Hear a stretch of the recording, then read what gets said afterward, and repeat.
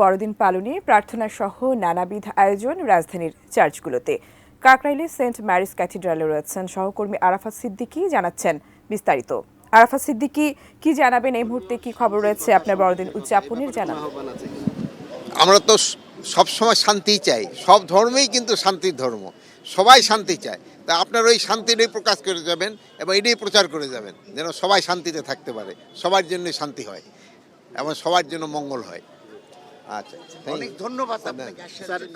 আরেকটা issue sir, আমরা লাইভে রয়েছে স্যার, একটু যদি বলেন যে চাঁদপুরের যে ইস্যুটা, এটা নিয়ে আমরা লাইভে রয়েছে স্যার, একটু যদি বলেন যে চাঁদপুরের যে ইস্যুটা, এটার কি সর্বশেষ কোনো আপডেট আছে কিনা? আমি তো সর্বশেষ আপডেট তো কিছুক্ষণ আগেই তো আমি বললাম যে অলরেডি একজন ধরা পড়ছে এবং যারা মানে দুনিয়া থেকে চলে গেছে, আমি তাদের রুহের মাগফিরাত কামনা করি। আল্লাহ যেন তাদের বেহেশত নসিব করে, তাদের কবর আযাব মাফ করেন এবং তাদের প্রত্যেকের মোবাইলগুলি কিন্তু পাওয়া গেছে।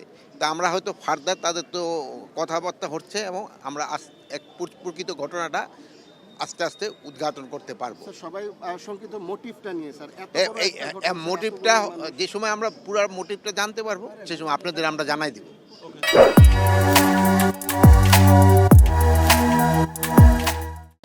টুম্পা শুনছিলেন যে স্বরাষ্ট্র উপদেষ্টা তিনি কথা বলছিলেন। আমরা যদিও রয়েছি বড়দিনের উৎসব আয়োজনে, কিন্তু আসলে সাংবাদিক হিসেবে অনেক সময় অনেক অপ্রিয় কাজটিও আমাদের করতে হয়, মানুষের কাছে সঠিক তথ্যটি তুলে ধরার জন্য।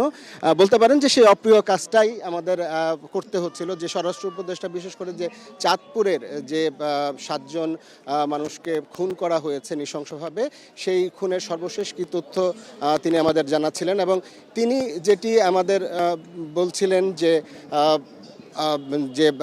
যারা খুন হয়েছেন তাদের প্রত্যেকের মোবাইলগুলো উদ্ধার করা হয়েছে, একজনকে আটক করা হয়েছে, তিনি অনেক কিছু স্বীকার করেছেন, জবানবন্দি দিয়েছেন এবং তারা আরও বিস্তর তদন্ত করছেন। বিশেষ করে একজন আহত যিনি রয়েছেন তার সুচিকিৎসা নিশ্চিত করার কথা তিনি জানিয়েছেন এবং পুরো ঘটনাটি খুব দ্রুত হয়তো এর মোটিভ উদ্ধার করা সম্ভব হবে, যদিও এখনও পর্যন্ত কেন এই হত্যাকাণ্ড হয়েছে সেই ব্যাপারে তিনি কিছু জানেন না বলে জানিয়েছেন। তবে তিনি এও জানিয়েছেন যে তারা তদন্ত করে দ্রুতই এই ঘটনাটি উদ্ধার করবে। আমরা রয়েছিলাম আসলে বড়দিনের উৎসবে, সেই বড়দিনের উৎসবের আসলে আবারও ফিরে আসি। আমরা রয়েছেন যে আমরা কাকরাইলের যে চার্চ রয়েছে, এটি এখানকার বাংলাদেশের খ্রিস্ট ধর্ম অনুসারীদের জন্য একটি বিশেষ জায়গা। বিশেষ করে সবাই এখানে আসছেন, উৎসব করছেন, উৎসব পালন করছেন এবং সেই উৎসবে যাতে কোনো ধরনের নিরাপত্তার ঘাটতি না হয় সেজন্য আইন শৃঙ্খলা রক্ষাকারী বাহিনী সদস্যরা সচেতন রয়েছেন। আমাদের সঙ্গে রয়েছেন আর্চ বিশপ, বাংলাদেশের খ্রিস্ট ধর্ম অনুসারীদের সর্বোচ্চ ধর্মীয় গুরু আর্চ বিশপ বিজয় এন ডিক্রুজ। তার কাছে আমরা জানতে চাইব যে ফাদার, এই যে আজকের দিনের মাহাত্ম্য সেটি একটু ছোট করে বলবেন। আজকে 25শে ডিসেম্বর আমরা প্রভু যীশু খ্রিস্টের জন্মতিথি পালন করি।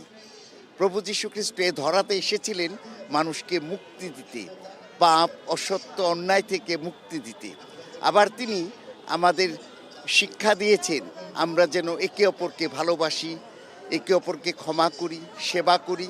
তিনি বলেছেন যে আমি সেবা পেতে নয়, সেবা করতে এসেছি। আবার দীনদরিদ্রদের যখন নাকি আমরা ক্ষুধার্তকে খাবার দেই, তৃষ্ণার্তকে জল দেই এবং অসুস্থকে সেবা করি, তখন সেই সেবা তিনি এবার আমরা যে বাংলাদেশে একটু ভিন্ন অবস্থায় রাজনৈতিক কারণে নানান রকম কোনো রকম শঙ্কাকে আপনারা বোধ করেছেন? না, আমাদের অনেক নিরাপত্তা দেওয়া হয়েছে। মনে হয় সরকারও একটু সন্দেহের মধ্যে ছিল কোনো কিছু ঘটে কিনা। উৎসবে কোনো ঘাটতি কি হয়েছে? না, আমাদের সবাই নিরাপত্তার মধ্যে অংশগ্রহণ করেছে, অনেক আনন্দ ফুর্তি করেছে, অনেক প্রার্থনা করেছে। খুব সুন্দর ছিল, খুব সুন্দর।